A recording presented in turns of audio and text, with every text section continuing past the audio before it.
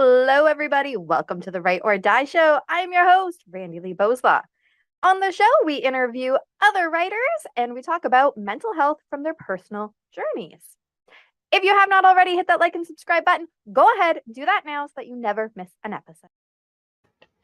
Whatever it's going, I'm just like, I always go along with it. I don't know, maybe since my look has changed, maybe I should redo it. Seems like a lot of work. I'll probably just leave it. Because then, if I change it, then I'll miss my glasses because I don't have them anymore. Anyway, let's not reminisce about sad past glasses we don't have anymore. I didn't even put on toppers today, guys. Like, I'm just boring and have black glasses. I don't know. I did have a hair clipping because my grandson this morning wanted me to wear it, but I'm like, oh, that's kind of uncomfortable, so I took it off. Anyways, it is early for our guest, so I want to say thank you so much for joining us. I mean, it's early for me, but it's only like 9:30. It's like really early for him. I would still be sleeping. So thank you for joining us. Lane. So glad to be here, Randi-lee. Early or not. Yes, I know. And I mean, at least you're not from Australia. I've got somebody I'm trying to coordinate an Australian time, and that's a little bit tricky because I think he comes to me from the future. Right. So whereabouts are you joining us from? I'm here in Long Beach, California. So yes, it is 6:30 in the morning, but I'm just really happy to be here and talk about our story, about my book. So just really excited about it.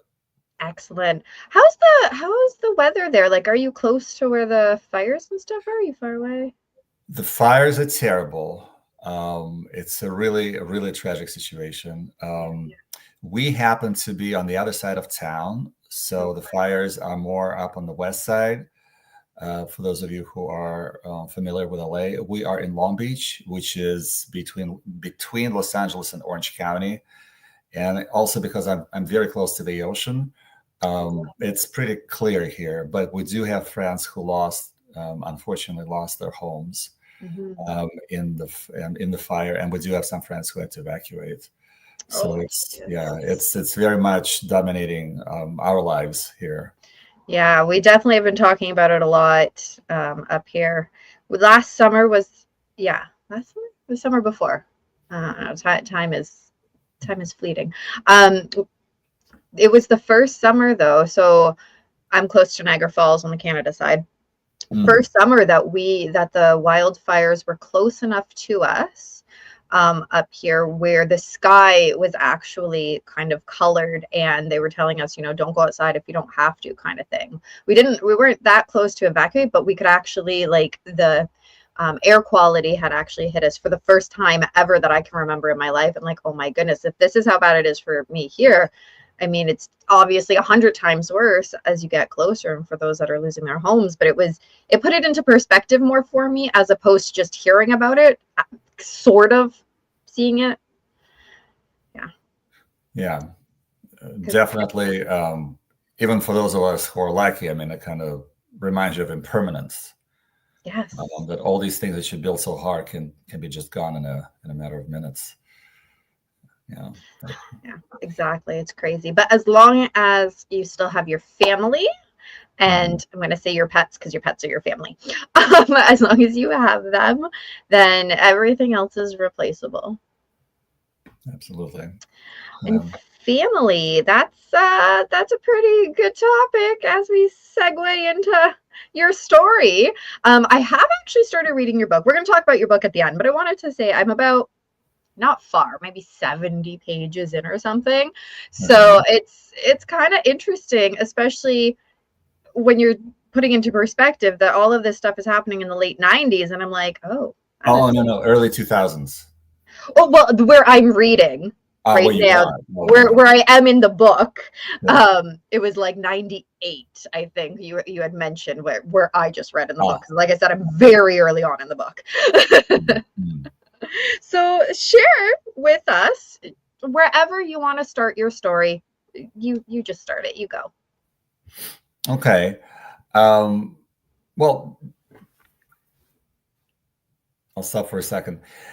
Do you want me to talk about the writing of the book as well, or the book structure? Is this angled towards potential writers, or No, so this our audience here is just people who want to know about different journeys and hopefully yeah, grab yeah, some pieces that might help them along the way.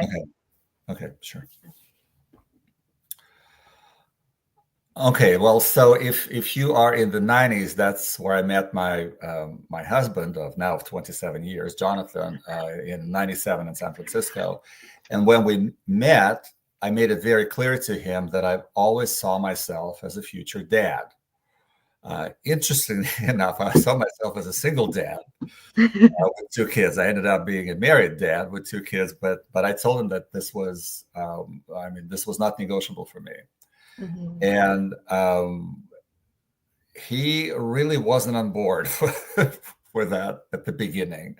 So it took him some time to get there. And that's probably where you are in the book, where, Yeah. going through the motions over that. Yeah, that's pretty much where I am. I think John had just said, well, let me research. That's pretty much where I'm at.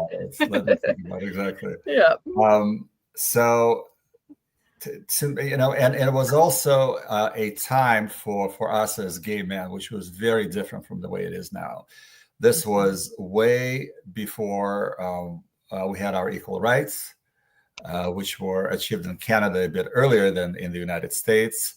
And in the United States, it came sort of state by state, and then finally we had so in California we had same-sex marriage starting in 2008, which overlaps with the end of our story, and countrywide in 2015 or 2016. But you have to realize that what I'm saying, it overlaps with the end of our story. It also tells you that for the longest part in our 3-year saga to build our family, to raise and keep our children, we were actually no one to each other in the eyes of the federal government. And in some states, if we crossed the state line, we would not be considered parents, or at least one of us would not be considered to be a parent. We could lose parental rights. It was a big mess. It was a big discriminatory mess is what it was. For sure. I'm trying to think back now how long I've been married for. So we went and got married in Vegas. And when we had to go for the marriage certificate there, we had to show one male and one female. Okay. And I think 2010 is when we got married. Does that sound right? That sounds right. In the United States, family laws are dictated by each individual state. Yeah. Family, like marriage, education, there are some prerogatives that are delegated to state governments. Mm-hmm. And so as such, you can have a country where you can be legally married, let's say, if you kind of go back to pre-1969 as a biracial couple, as an interracial couple. Yeah. And others where you couldn't. So like in 1960s. Because that is also what you are too, right? Well, yes. yeah. I mean, yes, that's exactly what we are. But that's the easiest way I can sort of describe it to people who haven't experienced the challenges of being a same-sex couple. That think about the fact that black people and white people couldn't get married in the United States in 1969 when the U.S. Supreme Court struck down those laws. There were 20 states where they couldn't get married. California, our super liberal state, actually would not allow interracial marriage until 1948. I mean, it's not all these landmark decisions had to be fought with a lot of struggle and took a long time. Yeah. So we met, Jonathan and I met in San Francisco in the 1990s. Later we moved here. But the thing is, what I learned about the same time as we met, that it was actually possible for a gay man to have a child, and there were multiple routes available to us even then: surrogacy, international adoption, and foster adoption. And so we enter the process of foster adoption, which means fostering a child with an intention to adopt. And so yeah, that's the route we chose. Not because of so much financial reasons, because we're both working professionals, but because we wanted to, we kind of felt like, what's the point of going to another country to find a child to raise when there's so many children right here in Los Angeles that need a home. At the time that we went into the process, Los Angeles had, and still has, by the way, the largest foster system in the country. At the time, there were anywhere between 30 and 35,000 kids in Los Angeles County alone. 30 to 35,000 kids which did not have a home, did not have a family, and which was about a quarter of all the foster kids in California, and a kind of a significant chunk of half a million kids in foster care in the United States. We're talking about 2004, 2005. Yeah. The number has gone down a little bit, but then it's been picking up again. So even today, I'm trying to remember the latest statistics, but I think we still have about maybe 18,000 kids in foster care in Los Angeles, and with all kinds of issues. So we decided to go that route. We were very idealistic, very much help the world, heal the world. Which is good. Considering where we both came from, my at the time, my partner, later my husband, Jonathan, is African American, born and raised in rural poverty in Central California. So one in the family of 10 kids, raised on a grape farm. So he came from a very I would say impoverished background. I'll just be honest about it. Yeah. And my background is that I came here with my family as a refugee from the Soviet Union, literally with 2 suitcases and $100. How old were you? I was 20, turning 21. Okay. So I was raised in Moscow, Russia, but I spent my entire adult life and all my education and my career and all that family that was here in the United States. So California is my home. Yeah. But it's also, I'm also straddling two worlds in that sense. And that may have been something that helped me maybe look at the system with a kind of a critical eye, both as a queer man, kind of like queering the system, because it was not set up for us, really. Yeah. And also as someone who had lived in a different society and kind of maybe does not take a lot of things that we take here for granted because you've been exposed to other things. Yes. And really kind of critical look at it and try to understand why isn't it really working? Yep. Yeah. And that's such a big thing. I like to highlight all the time is we take stuff for granted, whether it's not understanding struggles from before or not understanding struggles of now or whatever it is. A lot of times we take stuff for granted. And that's why I love talking to people from all sorts of different backgrounds, because I go, oh, yeah, that's right. Okay. Enlighten me. Because we don't know what we don't know. And we also don't know what to ask when we don't know. So it's really nice when people can just share and we can learn. Yes. Yeah. Yeah, I agree. And looking for that information and sort of being open and flexible to, on the journey. And I see where the journey leads you as opposed to trying to control it and shape it. Right. Good luck controlling things. Yeah. That's just not, that doesn't happen ever. We wish. So, all right. So I'll try to stop interrupting for a hot second. It's not going to happen. But, so you guys, found some different organizations specific for helping gay, people adopt, right? Foster children. Yes. We were part of the first generation of out gay parents. Okay. So I would say 99% of kids that gay men would have in their households up until, year 2000, up until Y2K, were kids that came from their straight marriages and relationships. And we Okay. do have friends who were co-parenting or had shared custody or all that stuff. So, but those are children from their marriages and relationships with women. Okay. Yeah.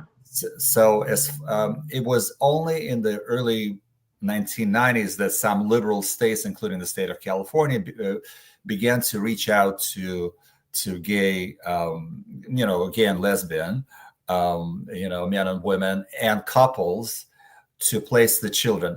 I would say not because they were super liberal and believed in equal rights. It's just because there are so many kids that needed a home.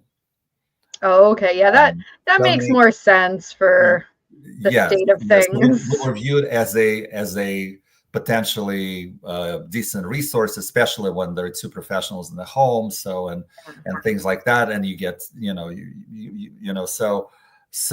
but it was under the radar. We were very much under the radar, and as so you see these first agencies catering to the LGBTQ community. You see the emergence of community groups like the one that we joined called the Pop Lock Club, which is the gay dad organization in Los Angeles, and that's in the book.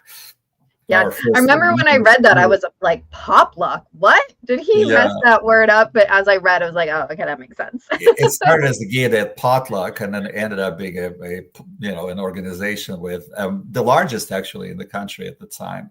Wow. And so we go there and we're like, eyes just like open, like, wow, look at all these guys and look at all these kids running around. I'm like, gosh, we can do it too. It makes things so doable and advice. And it was also the time, and part of the reason Pop Lock Club was so active was also the time that we're going sort of full head into our fight for equal rights. Oh, so as the community and overall was getting more and more into public, demanding equal rights as citizens, because we were second-class citizens, we were stigmatized on so many levels. The biggest argument against, which is save the children, was kind of like crumbling when you see successful gay and lesbian families with children, raising children just as well as anyone. And so it was at the same time when gay families began to sort of come out of the shadows and kind of hush into the public eye, into the media. Oh, okay. That's good. And there was a pushback as well. So it was a very politically charged time, and we just happened to. It's not like we planned to. It just happened to be entering the process exactly during that time. And so at the time, building a family was not just a personal; it was a political decision. Mm-hmm. Because you knew you will be making a statement, you'll be making a public statement wherever you go. And us being, a black man, a white man, and two Hispanic kids out in public, that was a very visible political statement. Right? Yeah, I don't think you could get any more visible there. Yeah, you could not hide in the shadows on that one. Yeah. Not saying that you wanted to. I'm just saying you really couldn't. Yep. Wow. So let's skip a little bit. So you had finally convinced him, or he convinced himself somehow, to give it a try. Yeah. How was that process, trying to figure out and work with the agency to get your first foster kid? Exactly, because Los Angeles had the largest foster system in the country. It had trouble processing 30,000 kids. Yeah. So what they did is they allowed to contract out basically kind of the cases of some of the kids to outside agencies. Some are nonprofit, some are for profit. Very similar to the charter school system we have. Okay. Yeah, they're very similar to that. So we decided that instead of going directly to the county, we would go through an agency which specialized in placing kids Okay. in the gay community. And so that's the agency which I call Our Bright Futures in the book. It's not a Okay. surreal title because, Yeah. for various reasons, Yeah. um, but yeah. So what was unusual about our journey is that um, the county and the agency were sending us matches for a whole year, and all those matches were kind of like were not working out for us, or Okay. some kind of issues that we couldn't deal with. So Was it like matches like on paper, like they say, "Hey, what about this kid?" usually Or phone call, it would okay. be a phone call from a placement worker saying, "Hey, we've got this I know you're interested in sibling sets, so we've got a sibling set of kids. They're this, and that, and Okay. this is what we know about them," and so things like that. But the agency, which was both adoptive but also foster agency, because it ran a bunch of just straight up foster homes, told us that there was an infant, a 1-year-old, who was abandoned in one of the homes. Her mother voluntarily placed her in foster care at 7 months, Okay. and that she was. We have a particular law here in California which allows a birth parent to place a child up to 6 months in foster care when they cannot take care of the child. But the judge will also ask you to do certain things, visit the Mm-hmm. child, go through what you need to go through, and then take the child back without any effect on your parental rights. So Okay. the child was not in foster care. The child was being sort of raised, the state was paying for it, but without having the custody of the child. Well, in the situation Okay. of this baby, her name was and is Mariana. Her mother stopped visiting pretty early on, and then she disappeared. And Okay. so then the state got interested in it because basically there's a child abandoned in the foster home. Mm-hmm. So the child needs to be detained, and then they need to decide what to do with it. So we were told, okay, well, you should meet her. She is, Mm-hmm. you should meet her, and because she looks like she's going straight up for adoption. Okay. Her mother is nowhere to be found. And so we met her. She was absolutely adorable, 1-year-old, very boisterous. Like we loved her. So we said yes. And we started visiting her. And then we took her over as her foster parents. So she moved in with us. And Okay. that's when everything started to go wrong. Mm-hmm. With the situation, because her mother reappeared and demanded to have her child return, even though at that point she hasn't seen her, in months. Yeah. So that's one thing. Things began to get complicated, and what also made it even more complicated is that the mother came back from her absence pregnant with a second child. And so the county now asked us if we would take the baby when the baby is born, Mariana's sister, and we said yes. Yeah. And then when the baby's father enters the fray, now you've got 3 different cases really going on, Okay. Yeah, I didn't get so far as to know the baby's father was um, coming back into it. and you've got these multiple parties in the courtroom, except us, Yeah. except us. So how did that make you feel, being excluded when you have been the ones parenting? That This is that second stigma that I like to point out, the stigma of being a foster parent in a foster adoptive process. Because even when you have this double foster adoptive, then it's like, well, it's not the same, because to foster means to raise a child and be able to give the child up at any point. Yeah. To adopt a child means to make them your own. So how can you Mhm. be both? Yeah. And that started to become very clear to us, that in the system we were actually not seen so much as adoptive as just pure foster parents. I think in legal terms we were called the non-related caretakers. So we had Oh. absolutely no status in the multiple cases in which our kids' future was being decided. And as you read the book, you will come to the point where we we filed for the de facto parent status on Mariana, because at that point she'd been with us 8 or 9 months, which is longer than she was even with her birth mother, even before the abandonment. Wow. And so that status would at least allow us to be in the courtroom, even though it doesn't impinge in any way on the parents' birth rights. And the Okay. judge dismisses the motion, and we're thrown out of the court pretty much literally within 3 minutes. Like the whole thing, we were thrown out. And so we're raising the kids, and we're attached to the kids, and the kids are attached to us. Yeah.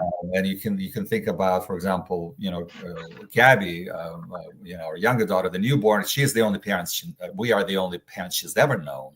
Yes. We are it for her. We're with them.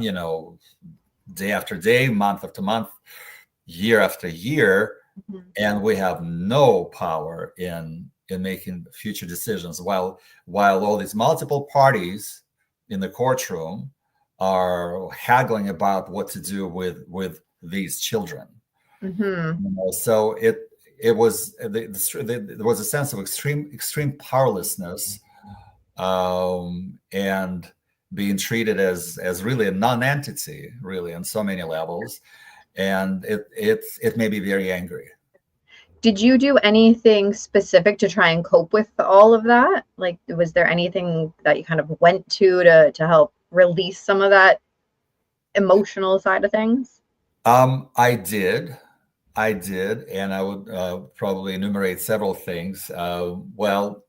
One is I come from the Jewish tradition. I am a religious person, actually, quite strongly inside, and my faith only kind of strengthened over the years, over the decades. Okay. And as you can probably guess that we got to keep our kids in the end. We raised them Jewish, and so they have a very strong sense of identity as well. So that helped to some degree. My Zen practice, I've been practicing Zen mindfulness since 1995. Okay. And so doing that, and then I would say it was exactly because it was just the two of us. We had really no family support for a variety of reasons we can talk about Yeah. separately.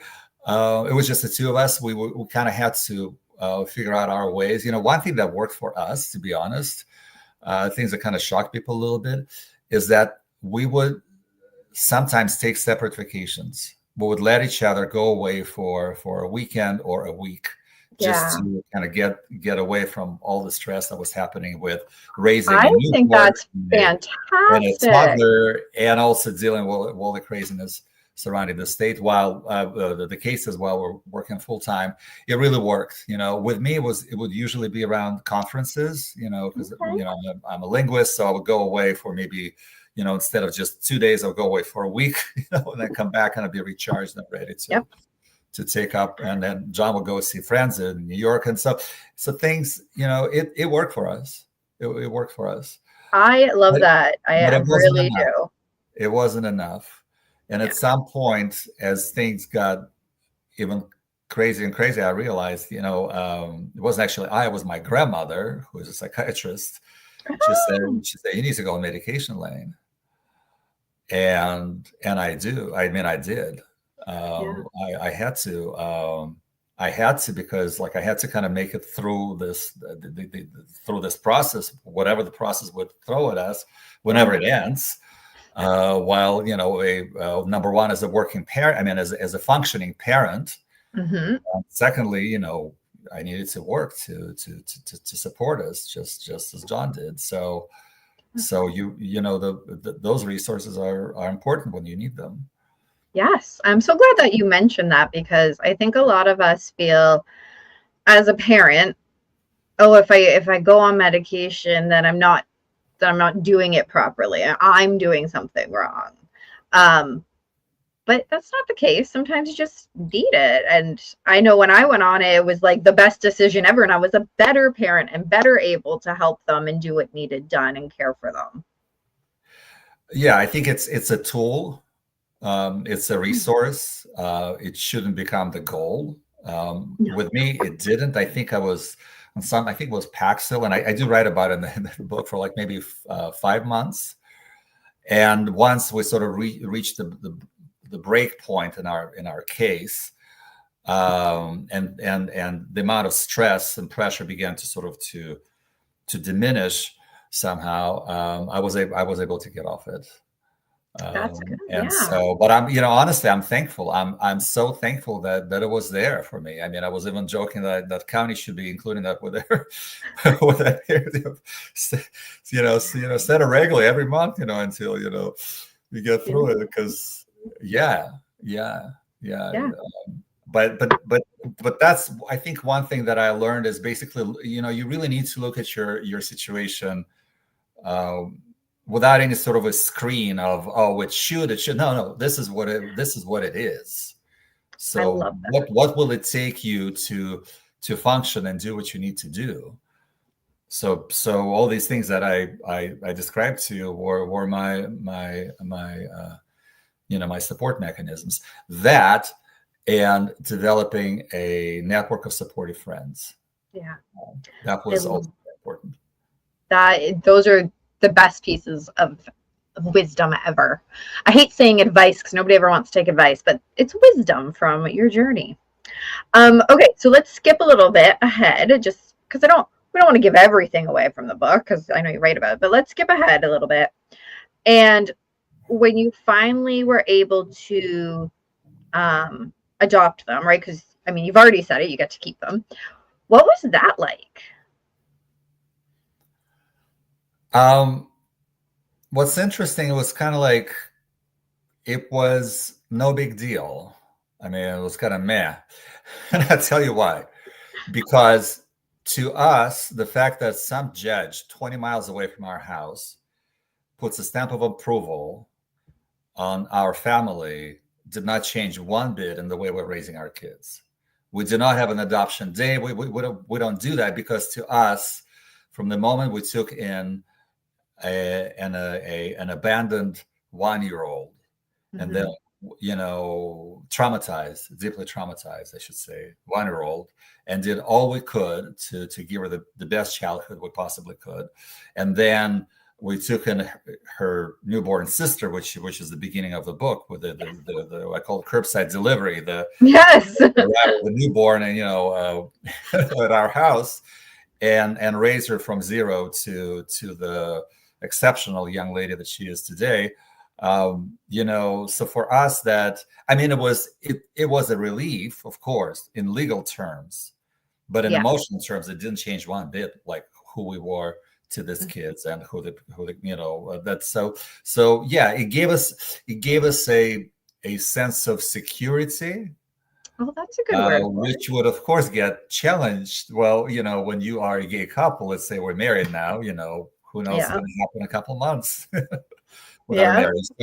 So sense of security in this society is never quite fully, settled, but it gave us a sense of legal security, I should say. Yes. Mm-hmm.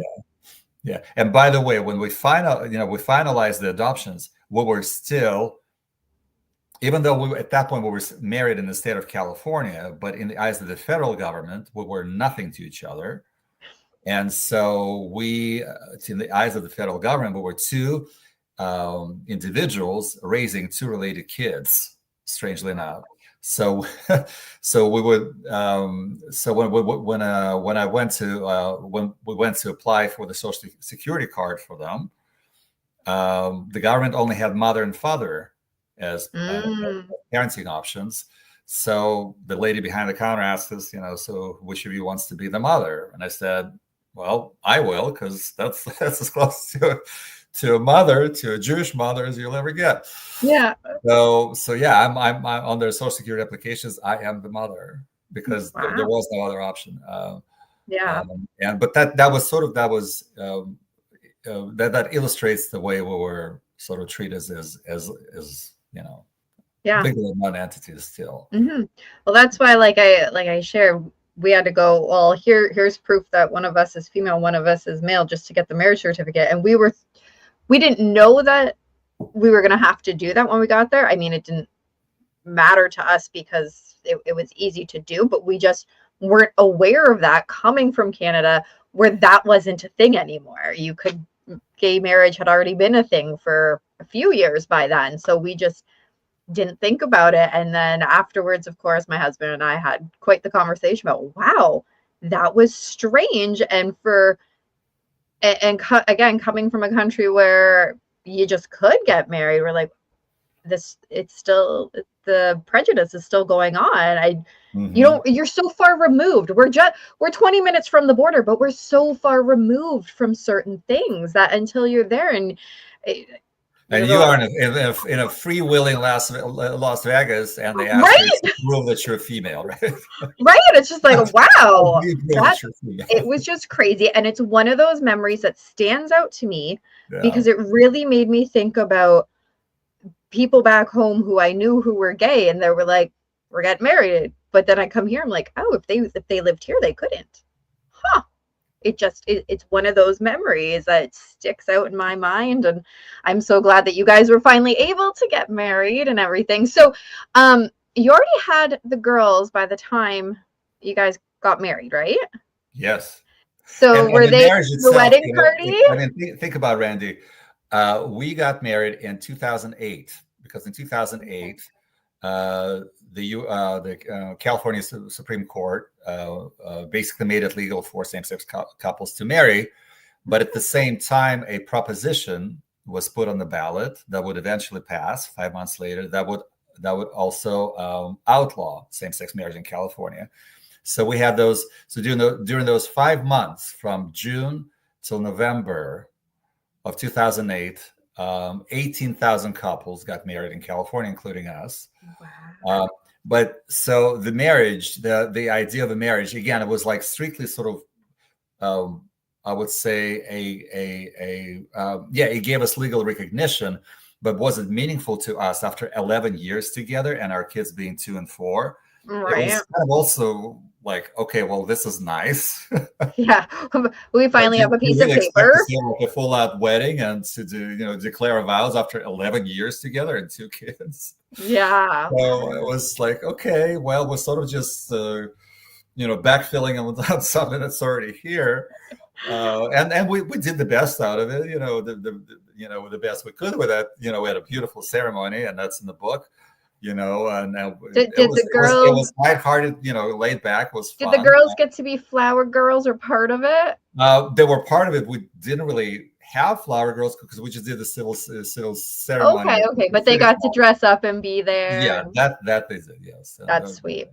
I remember as a little girl, and even my girls when we got married, the whole dressing up all pretty and being there it's very special. So it was probably special to them to be able to be there with their dads and see it all, which is kind of cool, and not every kid gets to see that, so that's kind of nice. Yeah, definitely. Maybe that's how it was meant to be, just so that you could have the girls there. That is a huge question. What is meant to be, and what isn't. I do believe a lot of things are meant to be, and those are the things that we're really not planning or not in control of. Yes. And those end up being the largest events in our lives, So I mean, as a believer, I believe that it's in God's hand to lead us there. But it's up to us as individuals. We have the free choice whether to follow the opportunity that is given to us, or not. Mm-hmm. And so with, myself personally, when I see such an opportunity and I feel that this is really meant for me to be, like I always knew I wanted to be a parent. Yes. So when I saw an opportunity that I can do this, then, I put all of myself into it. Mm-hmm. And I follow it, and that's probably another thing that I took away from this journey is that, try to always stay true to what's authentic to yourself.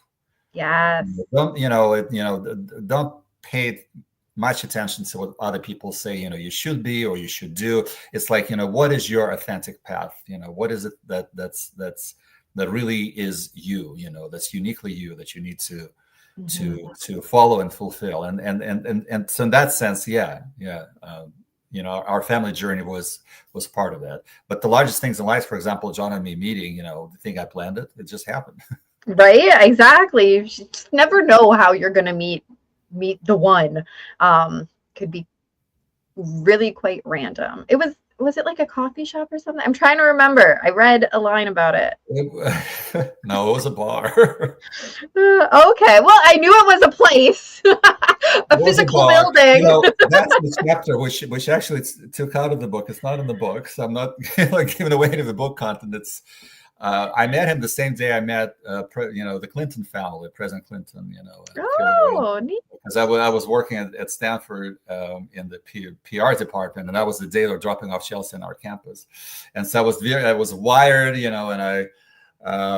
And the next morning, I was flying to Europe, to Greece for a conference. So I came home after a 16-hour, really exciting day. All my suitcases were packed, and I was like, I'm going out. Well, it's a good thing you did. I'll slip it off on the plane. So I went out, and I met Jonathan, and so we chatted and this and that. So all we did was actually chat for about 10, 15 minutes. And I told him, I said, I'm going out of town for 3 weeks. And he gave me his business card. That's all I got out of our first meeting was a business card. And I said, well, if you're interested, I can send you a postcard from every country that I go to, because I'm going to 3 countries. And he said, well, that'd be nice. So I did. And when I came back 3 weeks later, I called him and asked him if he got my cards. And he said, yes. I said, well, do you want to go out? And would you like to have dinner? And so that was our real first date. That's so cool. And yeah, that's crazy that it was just a spur of the moment, I'm going to go out thing. And you only talk for 10, 15 minutes. I love that. That's so romantic. Like, it's just, I like it. It was intensely so. All right. So switching gears a little bit here, because I think you've given a lot of really good pieces of wisdom and just things for people to kind of percolate on now. Let's talk about the book a little bit. I love the title of it, especially when you talk about what the ups and the downs and everything. Because when you first messaged me, and I very quickly read the messages, and I go, family, maybe, huh? And I'm like, that's very interesting. I want to know more. That it caught me. It really did. The title of that book. So tell us a little bit about. We know it's your story about your girls and everything, but tell us, why'd you write it? How long did it take me to write it? No, why? Why'd you write it? Why did I decide? It? Yeah. Well, I never actually planned to write it. I never planned to write a book about it. I thought, we'll just go into the process and adopt kids and things. It was only when things started to go wrong very early on that I decided to document it. And the further in we went, and I was like, oh my God, we had no idea about any of this. So I wanted to document our story and share it with other prospective parents, tell them, well, this is what it's like when things go wrong in this public adoption process. But I also realized that this is a much bigger social issue, child welfare, adoptions, state of foster care, that I think a lot of people will be interested in, because it brings up questions like, what makes a family? What makes a parent? Yes. Is it just paternity, maternity? Is it just the biological connection, of which our birth parents, of course, had all, or is it the nurture and the care and being there 24/7, even though you're not biologically related to these kids? So what makes a parent? Because ultimately that was a question that was tearing up the court for years, Yeah. Who is the parent here? Who can this child or children be given to? And what's the state interest in it? So the questions are much bigger than just, Lane and John, go into the system to adopt. So I kept emails and I had like boxes where I'd be throwing in the court orders, the faxes, the brochures, like all that stuff. And so basically I thought, okay, well, once we reach the end of this process, I will write about it. So we reached the end of the process eventually. and I couldn't write about it. Hmm. I was in some sort of a PTSD from being in the trenches of the process for years, That makes that I sense. just couldn't face it. So the box is set in in the garage collecting dust, and I couldn't Yeah. open it for 4 years. Wow. And Okay. then finally, um, one summer, I think it was about 2012, I think, I'm like, okay, let me see what's in it.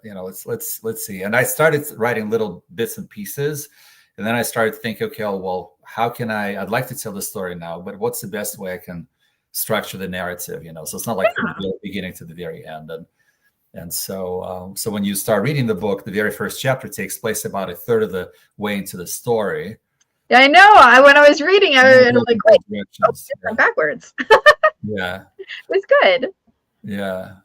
So yeah. So I wrote the book, um, and then I went through the process of looking for a publisher, and the publisher that actually bought the book. It's a little bit an unusual publisher. I want to tell you a little bit about them because they're really, really interesting. It's an interesting press. It's a press that is based at Portland State University, but it's not a university press. Okay. Portland State has a master's program in publishing, one of very, very few in the world. So Oh. it's the students who are staffing the press, but in each step of the process, they're guided by professionals who teach them. Oh, So instead of having you go, let's say with a small press, you might have a staff of 4 that produce maybe 20 books a year. Here you have a staff of 36 that produces 4 books a year. wow. But they really put their heart and soul into it. And I had absolutely wonderful experience, dealing with designers, with typesetters and things like that. But they're all grad students. So to them, my book is their project that they themselves will be proudly showing as their work. So it's that's cool. Collaboration with us. So yeah. So very neat. Yeah. Well, that's very neat. And sorry, what was the name of it again? Say it one more time.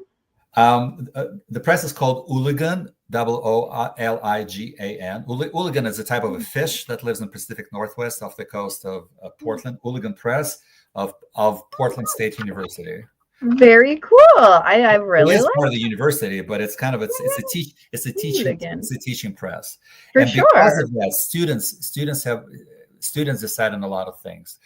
With a traditional university press, there's the press. Comprised of professionals, selects the books, and then faculty committee reviews and approves them or not. Okay. With this press, students review the submissions, and students vote on the books that they want to publish. So out of hundreds and thousands of proposals that they receive, they only pick 4 a year, the ones that they believe are. And so I was thrilled that they picked mine. Yeah, that's amazing. Yeah. But it's a traditional press, so they distribute books to regular bookstores, using traditional distributors. And it's also on Amazon and Bookshop and everywhere else. Yeah. But it's like we were in Santa Barbara. I went into the bookstore and I thought, well, maybe I'd like to do a book signing here. And I told them, I said, I'm the author of a book called A Family Maybe. And they said, oh, we got 2 copies up here. I'm like, wow. Oh, that is so cool. Yeah. That's always a great feeling as an author. Be like, oh, there's my book. It's so cool. Very cool. So people can pretty much pick it up anywhere. Well, I don't know if they can pick it up anywhere because it is an independent press, but a lot of stores carry it. But if not, then they can find it online. Yeah. Awesome. Well, if they want, by the way, I'll just put a little bit of a plug here. If they want me to sign it for them or for someone else as a present, they can get it on my website. Yes, because signed copies are always amazing. I love having signed copies. It makes me feel really special. And where do people follow you? Okay. I have a website where I update basically every, people that follow me on my news, laneigouldin.com, LANEIGOUDIN.com. I'm also active on Instagram and Facebook. So excellent. Please join me, email me, respond to me, start a conversation. I'm always here. Excellent. Well, thank you again for coming on the show. I'm really excited to finish reading the book. It was nice to have like a tiny bit read when I met you, but I didn't want to hear everything because now I can go with a little bit of a different perspective because I have I know you have pictures in there, but really put that face to the name and things that are happening. It's going to be quite interesting. Well, thank you for having me, Randi-lee. This was a very interesting conversation. I'm glad we touched on some of the issues that we usually don't talk about, and some of the deeper issues that face people that go through difficult journeys like ours. Thank you. That's why I always say, don't know what we're going to talk about. We're just going to have a conversation. Oh. As always, thank you so much for the amazing guests that we have on the show. Be sure to check out their links down in the description below. If you want to support the channel, go ahead and check out our merch store. We've got some very cool things on there. That's my favorite. Sorry, I'm busy ending the stigma. But there's some other very cool designs. 10% of the proceeds always goes back to the Canadian Mental Health Association. Be sure to follow us on Facebook at RB Media because we have some great new shows coming up and you never want to miss any of those episodes. And remember, the only way to end the stigma of mental health is to speak openly and honestly. Bye!